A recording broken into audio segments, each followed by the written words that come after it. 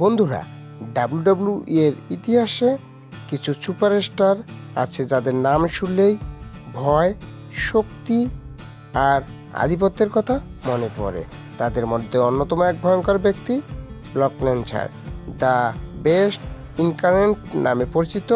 এই ব্যক্তিটি শুধু একজন রেসলারই নন, তিনি একটি শক্তির প্রতীক।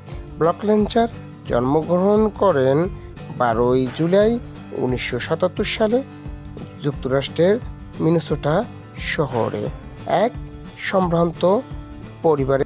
ব্রক ছোটবেলা থেকেই দেখতে সুদর্শন, অসাধারণ শক্তিশালী আর খেলাধুলায় দক্ষ একজন ব্যক্তি। কলেজ জীবনে তিনি রেসলিংয়ে দারুণ পারফরমেন্স দেখিয়ে NCAA হেভিওয়েট চ্যাম্পিয়ন জিতেছিলেন। সেখানে অনেক বড় বড় শক্তিশালী ব্যক্তিদের হারিয়ে তিনি 2000 সালে NCAA চ্যাম্পিয়ন ট্রফি জেতেন। ব্রক লেসনার ডাব্লিউডাব্লিউই ছেড়ে হঠাৎ করে চলে যান এবং যোগ দেন MMA জগতে। আনলিমিটেড ফাইটিং চ্যাম্পিয়নশিপে তিনি দ্রুতই নিজের আধিপত্য দেখান।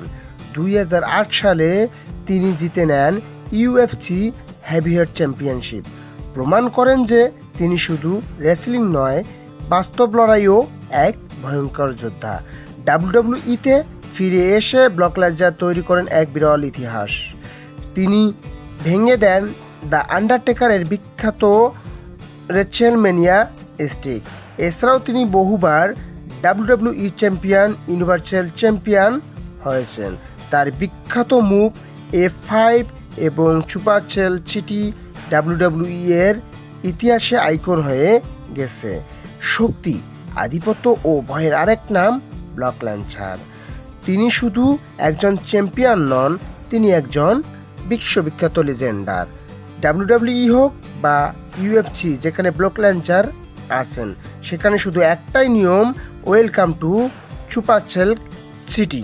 এই ধরনের ইন্টারেস্টিং তথ্য পেতে অনুগ্রহ করে আমার চ্যানেলটাকে সাবস্ক্রাইব করবেন এবং লাইক এবং কমেন্ট করে বেল আইকন বাজিয়ে